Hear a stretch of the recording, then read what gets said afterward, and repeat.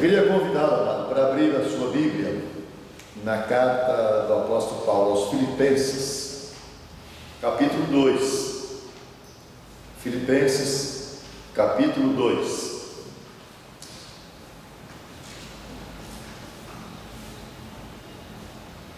Versículos 12, eu vou ler inicialmente até o 18. Filipenses capítulo 2, versículo 12 até o 18, diz assim o texto: Assim pois, amados meus, como sempre obedecestes, não só na minha presença, porém muito mais agora, na minha ausência, desenvolvei a vossa salvação com temor e tremor, porque Deus é quem efetua em vós, tanto o querer como o realizar, segundo a sua boa vontade. Fazei tudo sem murmuração nem contendas, para que vos torneis irrepreensíveis e sinceros, filhos de Deus, inculpáveis no meio de uma geração pervertida e corrupta, na qual resplandeceis como luzeiros no mundo, preservando a palavra da vida, para que no dia de Cristo eu me glorie de que não corri em vão, nem me esforcei inutilmente. Entretanto, mesmo que seja eu oferecido por libação sobre o sacrifício e serviço da vossa fé, alegro-me e com todos vós me congratulo. Assim, vós também, pela mesma razão, alegrai-vos e congratulai-vos comigo. Oremos. Pai querido, fala conosco neste momento. Lemos a Tua palavra e vamos meditar nela, e pedimos a Deus que o Teu Espírito nos ensine nesta manhã, iluminando as nossas mentes para compreendermos o Teu ensino. Fala conosco e dá-nos a Tua bênção no nome de Jesus. Amém. Paulo chega a Filipos depois de uma visão, procura um lugar para oração e encontra ali um local onde as mulheres afluíam para fazer os seus serviços domésticos, como lavar roupa e outras coisas. E ele prega ali, fala do Evangelho. Lídia aceita o Senhor e o constrange a ir para sua casa, e ela e toda a sua casa são batizados, são recebidos ali por Paulo, agora como parte da igreja, que começa a nascer, a fluir ali em Filipos. Paulo entra na cidade e encontra ali uma jovem que estava atrás dele, dizendo para as pessoas: pode acreditar, pode confiar que o que ele está dizendo é verdade. E Paulo disse: eu não preciso disto, e repreende o espírito espírito maligno que fazia com que aquela jovem fosse adivinhadora, liberta aquela jovem, e isto causa um transtorno, porque ela era uma fonte de lucro para as pessoas, para homens ali daquele lugar, da cidade de Filipos. E então houve uma revolta e Paulo e Silas foram presos, açoitados, lançados lá na prisão, mas eles não se intimidaram, continuaram servindo a Deus, cantando, orando ali na prisão, e Deus manda o livramento para eles, e acontece também ali a salvação do carcereiro que queria suicidar-se. Paulo impede, e também o carcereiro é batizado com toda a sua casa, e a igreja cresce ali na cidade de Filipos. E Paulo tem que sair dali, devido à perseguição. Ele vai para a cidade seguinte, que era Tessalônica, depois Bereia, e chega até Atenas, Corinto, pregando o Evangelho. Paulo agora escreve a igreja de Filipos, e ele está preocupado com a vida da igreja, uma igreja que se associou a ele, que se ajuntou a ele, em todos os sentidos, orando e contribuindo para o seu ministério. E a igreja de Filipos, quando Paulo escreve a ela, é um motivo de gratidão, de dar graças a Deus.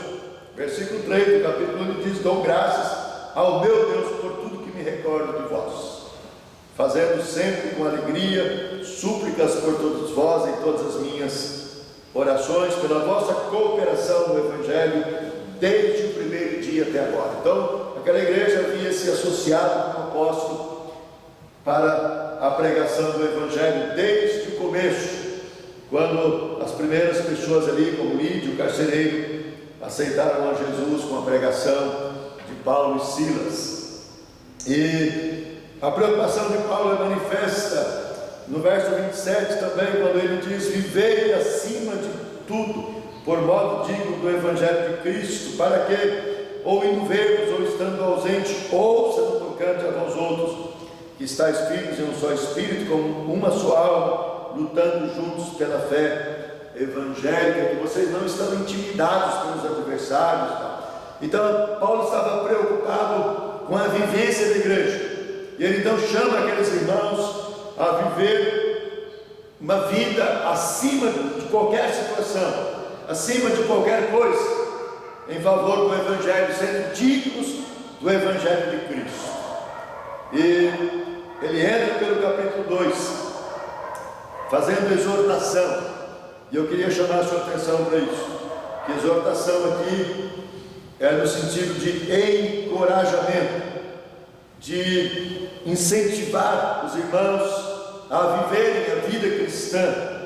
E ele então no capítulo 2, ele começa o capítulo 2 dizendo: se há pois alguma exortação em Cristo, alguma consolação de amor, alguma comunhão do Espírito, e se há entranhados afetos de misericórdia, completai a minha alegria, de modo que penseis a mesma coisa, tenhais o mesmo amor, sejais unidos de alma, tendo o mesmo sentimento, nada façais por partidarismo ou vanglória, mas por humildade, considerando cada um os outros superiores a si mesmo.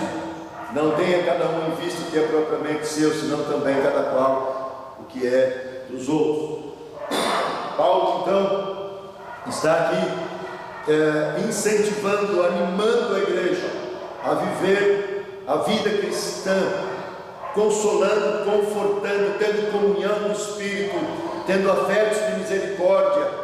E isso traria alegria para o seu coração apostólico, para o seu coração de apóstolo, né? E que a igreja estivesse vivendo da forma correta. E aí nos versículos seguintes, os 5 até o 11, Paulo vai falar do exemplo de Cristo, como Cristo viveu, tendo o sentimento de Cristo, aquele sentimento que houve no Senhor Jesus, porque ele podia ter querido viver como Deus, mesmo subsistindo na forma de homem, mas ele não fez, não julgou com usurpação ali, mas como filho, como servo, ele se colocou, ele se esvaziou de si mesmo, para, em semelhança de homem, reconhecida a figura humana, ele se humilhou e foi obediente até a morte, e morte de cruz, e Deus o exaltou e tal. Então Paulo mostra aqui o exemplo de Cristo para a vida da igreja. E aí no verso 12 ele vai dizer para nós: assim pois, amados meus, assim como Cristo viveu, assim como Cristo fez, amados meus, vocês precisam fazer também. E Paulo não está aqui condenando a igreja, mas ele está, pelo contrário, dizendo para ela: olha, como vocês sempre obedeceram, não só quando eu estava presente, mas muito mais na minha ausência. Vocês permaneceram fiéis, vocês permaneceram sinceros diante de Deus, vocês permaneceram firmes no Senhor, né? Mesmo na minha ausência. Então, o que é que Paulo quer da igreja? Que a igreja desenvolva a sua salvação com temor e tremor. O que é que Paulo quer aqui com a igreja de Cristo, com a igreja de Filipos E isto chega a nós hoje, através da Escritura Sagrada, quando ele fala de desenvolver a salvação com temor e tremor. Está na mente do apóstolo que ele quer uma igreja santificada, uma igreja que santifica a sua vida, uma igreja que busca a santificação da sua vida no temor de Deus, com reverência, com responsabilidade, uma igreja que vive para Deus. E ela vive isto na presença dos pastores, dos apóstolos ou não importa quem está presente, importa é que eles estão vivendo para a glória de Deus, sendo obedientes. E Paulo então diz: desenvolvam a santificação, busquem santificar a vida de vocês a cada dia. Por quê? Porque é Deus quem efetua em vós tanto o querer quanto o realizar, segundo a sua boa vontade.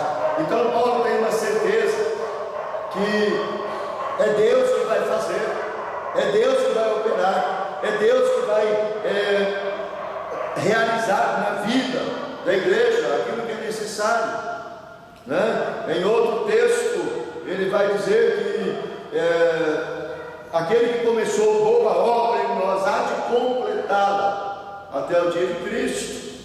Então ele vai realizar o seu querer em nós, completando a obra que ele começou a fazer em nós.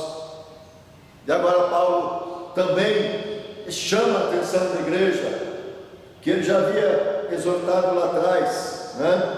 Ele diz: vocês têm que fazer tudo sem murmurações nem contendas. Paulo aqui volta a sua mente lá no passado do povo de Israel, livro de Deuteronômio, livro de Êxodo, ele relembrando como o povo de Israel murmurou no deserto, reclamou de estar no deserto, reclamou de ter saído do Egito, reclamou porque não tinha água, reclamou porque não tinha comida.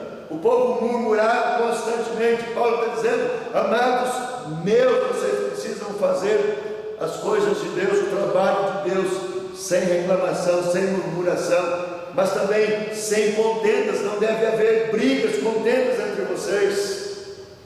Vocês têm que fazer tudo com humildade, com união, comunhão. Ele está dizendo aqui no versículo 1 do capítulo 2: se há alguma comunhão no Espírito, vocês devem viver com estranhados afetos de misericórdia. Nada de contenda, nada de brigas, nada de facções, nada de divisões no meio de vocês. E ele podia citar isso também com relação à igreja de Corinto, que era uma igreja dividida, onde havia intrigas, onde havia grupos que estavam ali, cada um querendo viver do seu jeito, né? E Paulo então não quer que isso aconteça na igreja lá em Filipos. E aí ele vai dizer o porquê que ele quer que a igreja viva a vida em comunhão, com afeto e misericórdia, em humildade também, não murmurando, não tendo contendas. É para que vos torneis irrepreensíveis e sinceros, filhos de Deus, inculpáveis no meio de uma geração pervertida e corrupta, na qual os resplandeceis como luzeiros no mundo. Então, aqui Paulo está dizendo para a igreja: olha, se há algum problema aí, se há alguma facção, se há alguma... vocês precisam parar com isso. Para quê? Para que vocês sejam irrepreensíveis, para que vocês sejam pessoas, homens, mulheres, que não precisa ser chamado a atenção, precisa receber aí alguma disciplina, mas vocês têm que ser irrepreensíveis. Aonde que tem que ser irrepreensível? Lá no mundo. Lá no mundo onde vocês estão inseridos, na cidade, no bairro, aonde quer que vocês estejam. Você não pode ser motivo de repreensão, você tem que ser sincero com você mesmo, diante de Deus, como filho de Deus. Você precisa ter uma vida que faça as coisas corretamente, e que você não tenha diante de Deus culpa daquilo que você fez, de coisas que você viveu. Nós temos que viver de modo irrepreensível também e inculpável lá na nossa casa, na nossa família, o casal marido e mulher, os pais para com os filhos, enfim, viver uma vida que não precisa de repreensão, mas viver uma vida de harmonia, em amor, tendo afetos de misericórdia, de compaixão, sendo uma família unida diante do Senhor nosso Deus. E Ele quer que isso aconteça com uma finalidade, a fim de que, ou na qual, no meio da qual vocês vão resplandecer como luzeiros no mundo. E o Senhor Jesus falou sobre isso, que nós devemos ser luz da terra, nós precisamos iluminar. Ele diz: não se pode esconder uma cidade construída sobre um monte, e não se acende uma candeia para colocar debaixo do alqueire, mas em cima do velador, para que ela ilumine, para que ela traga luz, né? Ali nós precisamos ser assim como esses luzeiros. O sol não está aqui embaixo, ele está lá em cima para iluminar. As nossas lâmpadas são colocadas em cima para trazer claridade para o nosso ambiente, não embaixo, porque ela não vai trazer a claridade necessária. Então nós precisamos ser como luzeiros que resplandecem a luz do Senhor neste mundo mau e pervertido que nós estamos vivendo. E com isso nós precisamos também, verso 16, preservando a palavra da vida, para que no dia de Cristo eu me glorie de que não corri em vão, nem me esforcei inutilmente. Então o que Paulo está dizendo aqui? Que a palavra de Cristo deve fazer parte da nossa vida, ela deve estar presente em nós. Nós temos que ter conhecimento da palavra. Isso que Paulo quer dizer aqui. Nós precisamos ter a palavra de Deus na nossa mente para sermos testemunhas, para podermos falar das verdades de Cristo. E Ele quer que isso aconteça, porque no dia de Cristo, ou na vinda do Senhor, quando o Senhor se manifestar em glória, a glória de Paulo é saber que ele não trabalhou em vão, que ele não correu inutilmente, que o que ele fez perseverou, que o trabalho dele deu resultado, que o trabalho dele cresceu, que aquilo que ele ensinou permaneceu na vida da igreja. E nós precisamos também hoje, como servos de Cristo, preservar a palavra da vida em nosso coração, na nossa mente, para podermos testemunhar, para podermos viver a palavra de Cristo em nós, e para que no dia de Cristo nós sejamos encontrados fiéis ao Senhor. Mas ele não termina aqui, ele continua, e ele diz: entretanto, mesmo que eu seja oferecido por libação sobre o sacrifício e serviço da vossa fé, alegre-me e com todos vós me congratulo. Paulo estava preso, e ele está dizendo: olha, meus irmãos, mesmo que eu derrame o meu sangue como libação, como algo que vai oferecer sobre o sacrifício da vossa fé. A libação era feita com vinho. Paulo não tinha vinho na prisão, e ele está dizendo do seu sangue, que ele podia ser ali oferecido por libação, ser sacrificado em favor da fé, a serviço da fé daqueles irmãos.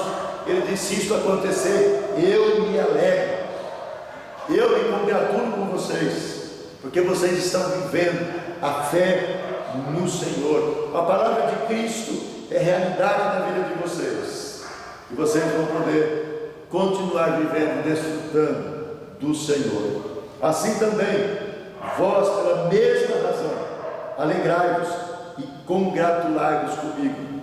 Alegrai-vos no Senhor, alegrai-vos juntamente comigo, tenham comunhão comigo, vamos desfrutar da companhia do Senhor juntos, vamos estar juntos, servindo a Deus, glorificando ao Senhor. Isso nos mostra, irmãos, esse texto nos mostra, eu queria deixar aqui com vocês três características de uma vida preparada para o serviço de Deus. E a primeira delas, no versículo 12, uma vida característica, uma característica de uma vida preparada para o serviço, é uma vida que tem santidade e temor de Deus.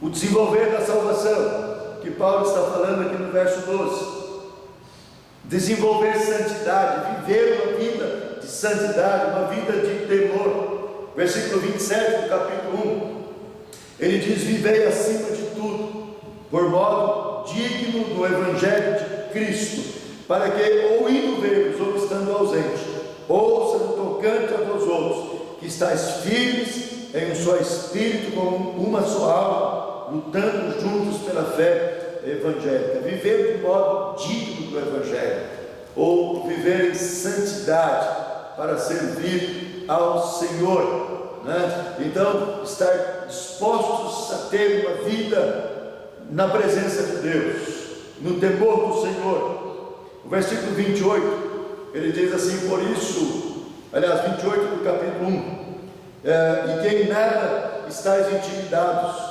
pelos adversários, pois o que é para eles prova de perdição, é para vós outros de salvação, isso da parte de Deus. Então não deixemos nos intimidar pelos adversários que se apresentam a nós, por aqueles que querem nos afastar de Deus, nos intimidar a vivermos para Deus.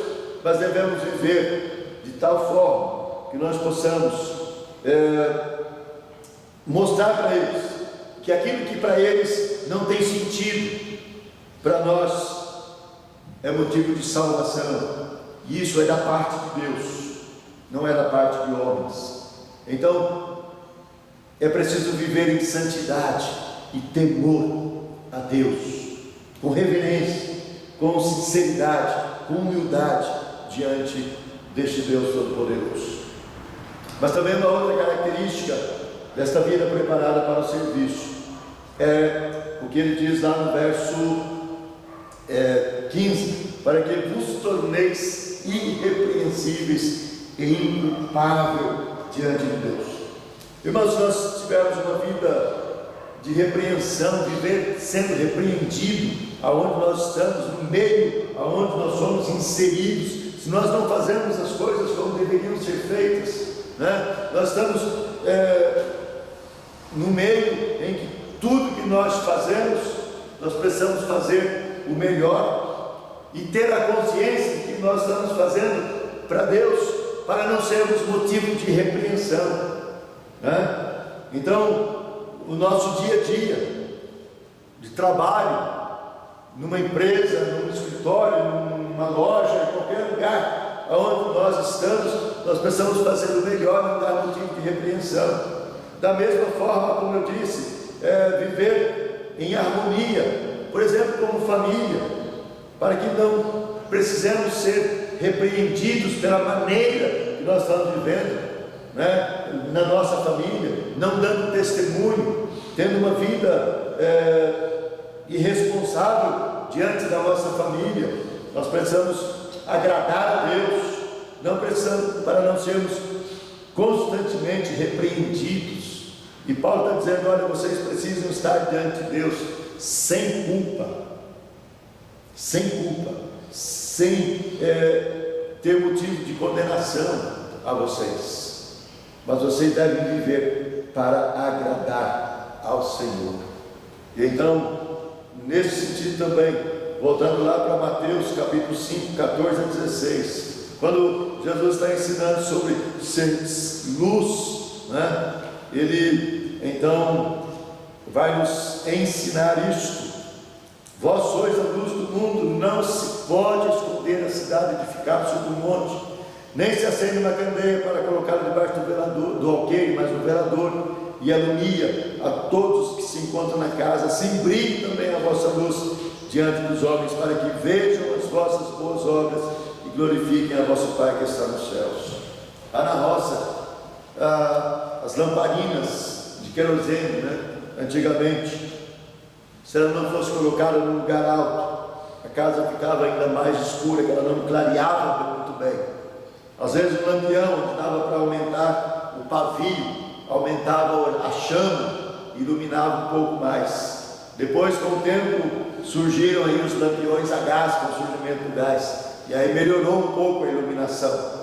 E eu tive a oportunidade de pregar em igreja, trabalhar com a igreja na roça, onde muitas vezes o lampião precisava ser acionado porque acabava a energia.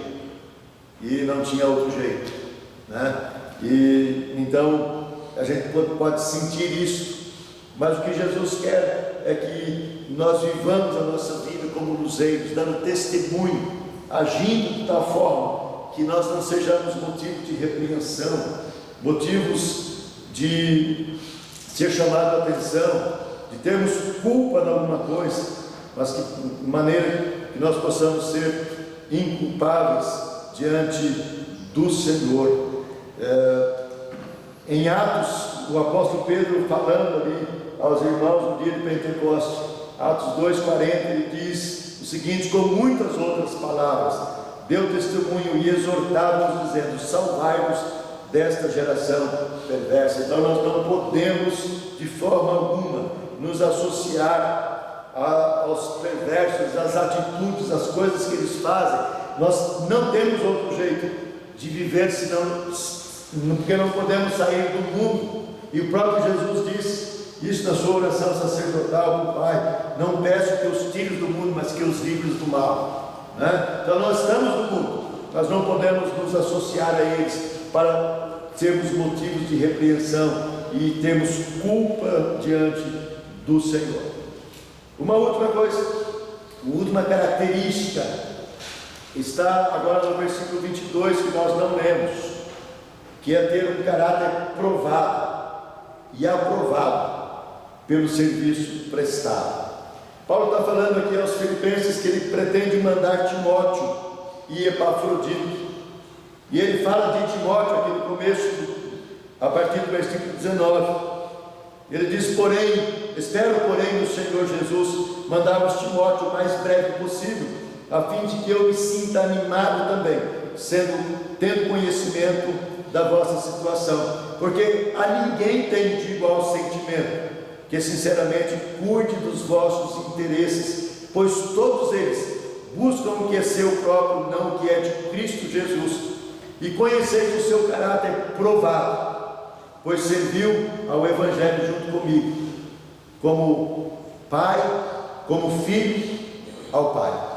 Este, com efeito, é quem espero enviar tão logo tenha eu visto a minha situação. Paulo quer enviar um servo, um obreiro, que tem um caráter aprovado. Ele foi provado e aprovado no meio da igreja.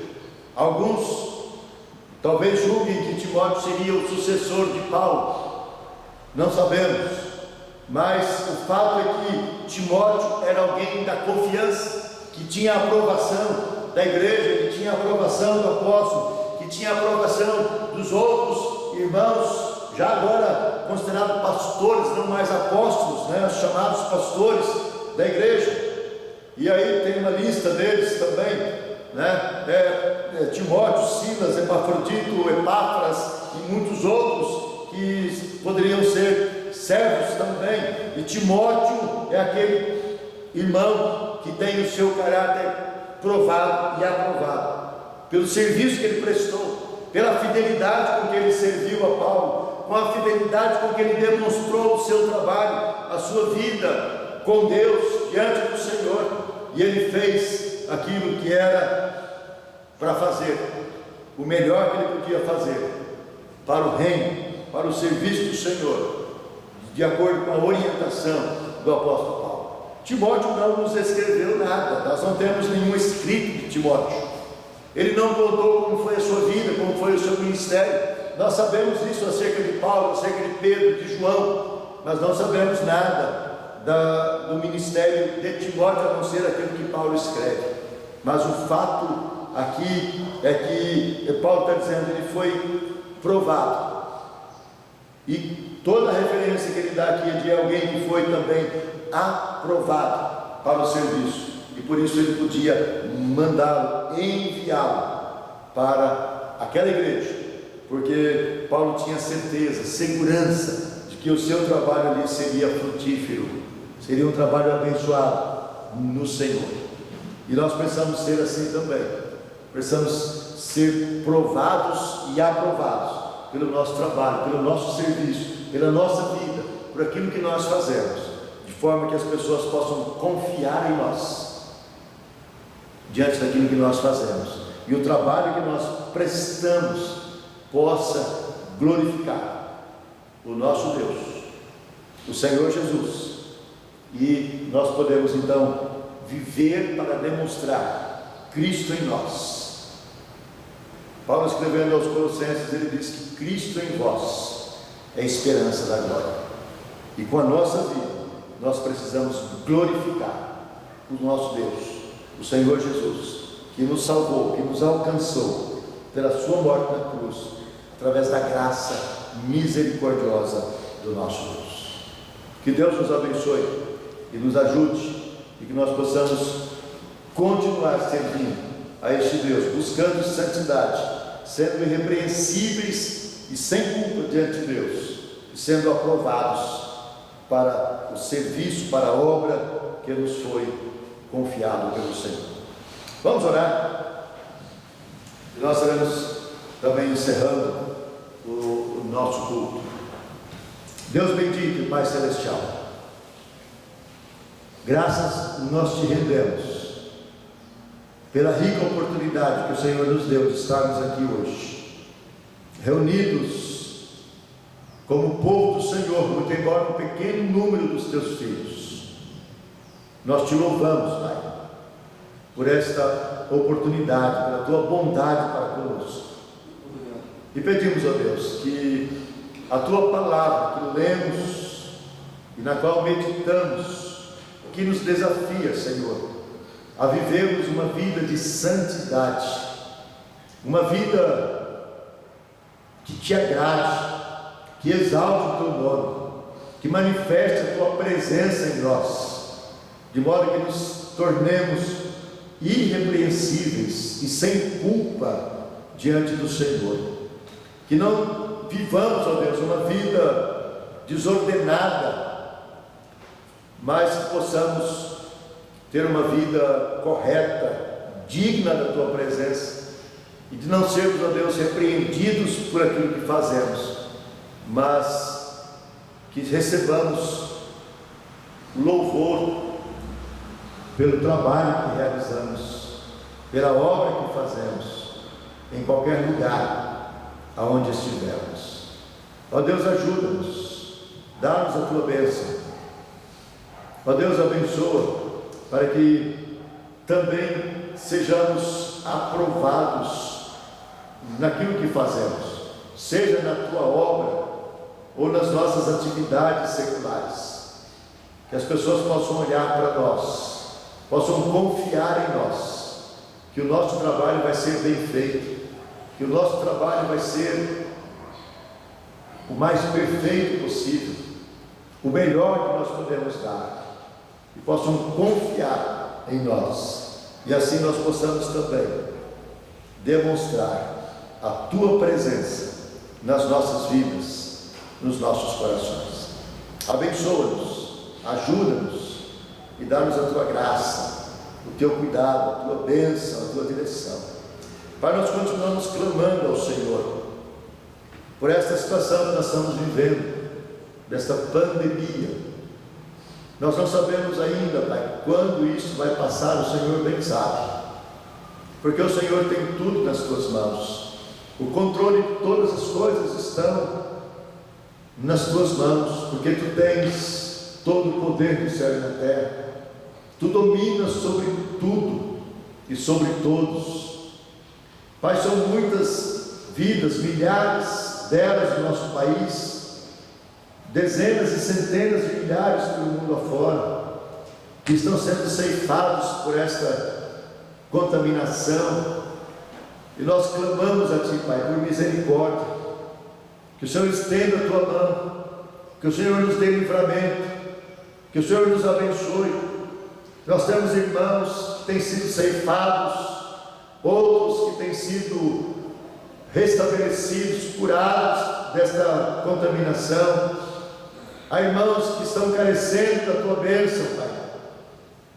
Aquele pastor coreano que está infectado na UTI, visita o teu servo, não me lembro agora o nome dele, Pai, mas tu sabes, tu conheces. Estenda a tua mão, Pai. Outros irmãos nossos que com certeza também estão sofrendo. Ó Deus, visita com poder, dá livramento e abençoa a igreja do Senhor neste país, que tem passado por isso, que tem sofrido por causa deste problema.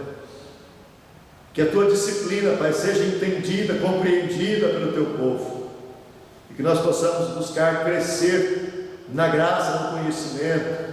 Que o Senhor nos dê visão da tua obra, sabedoria para desenvolvermos o teu trabalho, para que outras vidas sejam alcançadas pelo teu poder e pela tua graça. Ó Deus, visita cada um dos teus filhos, estenda a tua mão e dá-nos a tua companhia, a tua direção. Ó Deus, sustenta-nos com o teu poder, leva-nos para casa, guardados por ti, dá-nos mais uma semana abençoada na tua presença, debaixo do teu cuidado, da tua mão protetora, e ajuda-nos, ó Deus, para que possamos testemunhar o teu nome e anunciar a tua palavra. Fica conosco, Pai, e ajuda-nos. Nós te pedimos e agradecemos no nome de Jesus, o nosso Senhor, o nosso Salvador. Amém. E agora, amados, que a graça do Senhor Jesus, o amor de Deus, nosso Pai, a comunhão do Espírito Santo estejam convosco, amados, com o povo de Deus agora e para sempre. Amém. Amém.